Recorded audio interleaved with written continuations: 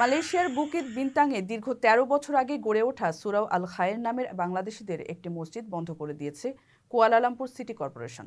শুক্রবার জুম্মার নামাজের আগ মুহূর্তে কুয়ালালামপুর সিটি কর্পোরেশন ও আগামা ইসলামের উপস্থিতিতে মসজিদটি বন্ধ করে দেওয়া হয়।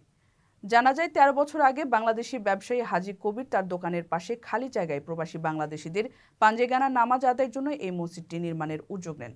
এরপর প্রবাসী ব্যবসায়ী দাতো কালাম ইসমাইল রাসেল রানা সহ অনেকের তত্ত্বাবধানে মালয়েশিয়ান মুদ্রায় প্রায় ৬০,০০০ রিঙ্গিত খরচ করে মসজিদটি নির্মাণ করা হয়।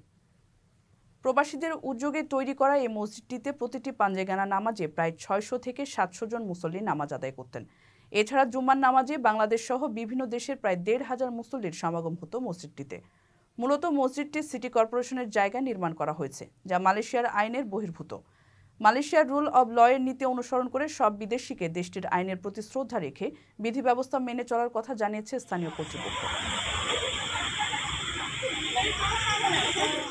কারো কাছে স্বপ্ন পূরণ, কারো আনন্দের উপলক্ষ, আবার কারো জীবন পাল্টে দেওয়ার মুহূর্ত, কখনো জীবন বাঁচাতে সর্বোচ্চ গতিতে উড়ে চলা, কারো আবেগের শেষ মুহূর্ত, আপনজনের শেষ বিদায়ে শামিল হওয়া।